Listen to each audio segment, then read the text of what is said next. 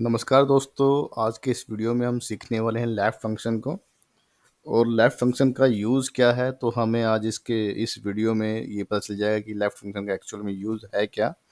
तो चलिए हम स्टार्ट करते हैं लेफ्ट फंक्शन को। देखिए, ये हमारे पास यहाँ पे लेफ्ट फंक्शन के बारे में कुछ लिखा है। The actual left function return a specified number of character from the start of A supply text string.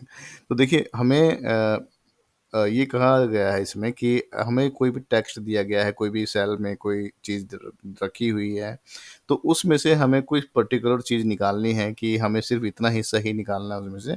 तो यहाँ पर हम लेफ्ट को यूज़ करेंगे।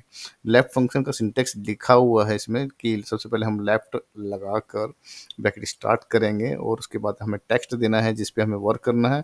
उसके बाद हमें नंबर कैरेक्टर जितने भी हैं उसमें चाहिए वो कैरेक्टर डालने हैं। तो देखिए, लेफ्ट का मतलब हम किसी भी फॉर्मूले की स्टार्टिंग जो कर रहे हैं वो लेफ्ट से कर रहे हैं। इसके बाद एक फंक्शन राइट भी होता है, तो अगर हम राइट लगाएंगे तो उसकी जो स्टार्टिंग होगी फॉर्मूले की वो राइट से होगी, ना कि लेफ्ट से। अगर हम लेफ्ट फंक्शन को यूज कर रहे हैं तो लेफ्ट की स्टार्टिंग लेफ्ट से होगी। तो ठीक है, हम इसको फॉर्मूले को समझते हैं पहले। देखिए, अगर हम यहाँ पे लेफ्ट फंक्शन को लगा रहे हैं, ठीक है, सबसे पहले इसने कहा कि मुझे टेक्स्ट बताइए कि टेक्स्ट कहाँ पर है। तो टेक्स्ट में मैंने ये सेल रेफरेंस दे दिया A7 का। जैसे ही मैंने कोमा लगाया तो कोमा लगाते ही मुझसे ये पूछ रहा है कि आप इसमें कितने कैरेक्टर चाहते हैं।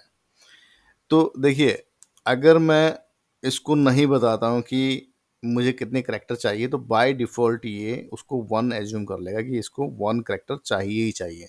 तो चलिए हम एंटर करते हैं, तो हमें यहाँ पे रिटर्न में मिलता है R। यानी हमने लेफ़्ट से राहुल शर्मा के लेफ़्ट से स्टार्ट किया और हमने इसको कोई कैरेक्टर नहीं दिया। कोई कैरेक्टर ना देने की वजह से इसने बाय डिफ़ॉल्ट हमें क्या रिटर्न में दे दिया, सिर्फ़ उसका एक कैरेक्टर उठा के दे दिया। यानी कि अगर हम इसको कैरेक्टर डिफ़ाइन नहीं करेंगे, तो ये हमें उसका एक कैरेक्टर उठा के दे देगा। ठीक है? तो चलिए हम इसको दूसरे तरीके से समझते हैं अब। मान लीजिए मुझे इस टेक्स्ट में से मुझे राहुल चाहिए कि राहुल शर्मा में से राहुल निकल के आ जाए। तो मैंने लेफ्ट का फंक्शन यूज़ किया है, यहाँ पे ब्रैकेट स्टार्ट की है, टेक्स्ट में मैंने सेल रेफरेंस A9 को दिया है। तो अब यहाँ पे मुझसे ये पूछता है कि आप बताइए कितने कैरेक्टर चाहिए आपको। तो राहुल में कितने कैरेक्टर हैं? RAHUL, टोटल 5 कैरेक्टर हैं। तो अगर मैं यहाँ पे कोमा डालकर इसको कैरेक्टर डिफाइन कर दूं कि मुझे यहाँ पे लेफ्ट से 5 कैरेक्टर दे दीजिए, तो ये मुझे आंसर में क्या देगा? मुझे आंसर में इसने राहुल दे दिया।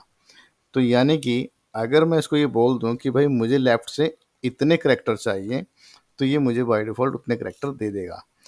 तो यहाँ पर जो हमने राहुल आंसर लेके आ गए, तो ये जो हमारा फ़ॉर्मूला बना, इस फ़ॉर्मूले को हम स्टैटिक बोलेंगे, स्टैटिक, यानी कि ये डायनेमिक नहीं है।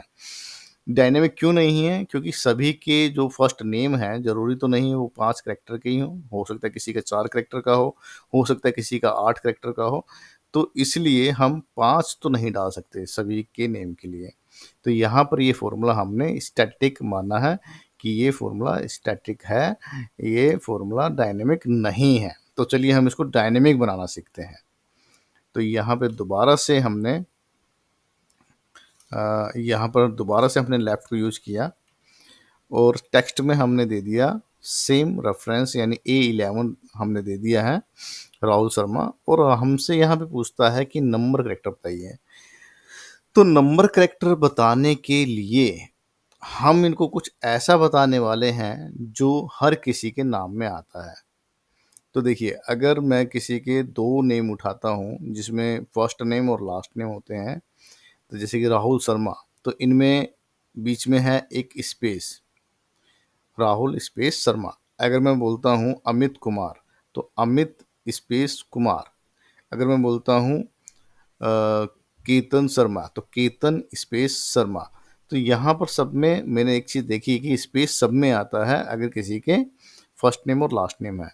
तो यहाँ पर मैं अगर इस लेफ्ट में मैं बोलता हूँ कि भाई मुझे राहुल चाहिए, यानी कि जो स्पेस से पहले पहले के जितने कैरेक्टर हैं मुझे आप वो दे दीजिए।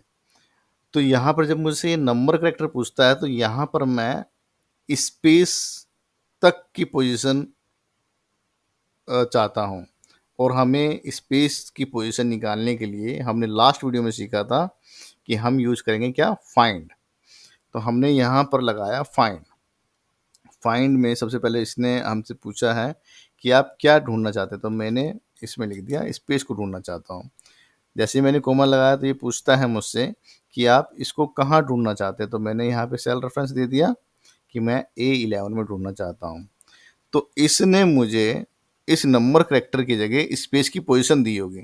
और स्पेस की पोजीशन क्या है यहाँ पर, तो स्पेस की पोजीशन है राहुल हमारे 5 करेक्टर हैं और स्पेस की पोजीशन है 6।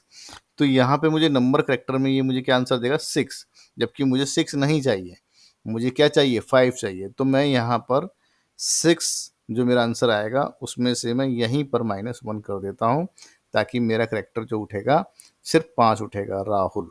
तो मैं एंटर करता हूँ यहाँ पे और मुझे आंसर मिल गया राहुल। तो यहाँ पर हम इसको बोलेंगे कि हमने ये जो फॉर्मूला लगाया है ये डायनेमिक लगाया है। ठीक है, तो हमने लेफ़्ट को यूज़ किया यहाँ पे, और लेफ़्ट को यूज़ करके हमने देखा कि अगर हम उसमें नंबर करेक्टर नहीं देते हैं तो बाय डिफ़ॉल्ट वो 1 करेक्टर उठाएगा। ठीक है, अगर हमें ये पता है कि हमें इतने करेक्टर उठाने हैं तो हम वहाँ पर एक स्टैटिस्टिक दे सकते हैं कि भाई हमें 5 करेक्टर ही चाहिए, तो हम वहाँ पर 5 नंबर करेक्टर की जगह डाल देंगे और हमें वो 5 लेफ़्ट से उठा के दे देगा। अगर हमें ये फ़ॉर्मूला डायनेमिक बनाना है तो हमें ये देखना होगा कि उसमें क्या कॉमन चीज़ ऐसी है जिससे हम उसको निकाल सकें। तो हमने देखा था यहाँ पे स्पेस हमारे पास जो है वो कॉमन है, तो हमने स्पेस का सहारा लिया, स्पेस की पोजीशन ली और उसके थ्रू हमने यहाँ पे उसका फर्स्ट नेम निकाल लिया है। तो उम्मीद करता हूँ दोस्तों आपको लेफ़्ट फ़ंक्शन समझ में आ गया होगा। तो अगर आपको अभी भी कोई डाउट रहता है तो मुझे कमेंट करें, ताकि मैं आपके डाउट क्लियर कर सकूँ। और हम मिलते हैं आपको नेक्स्ट वीडियो में। नमस्कार।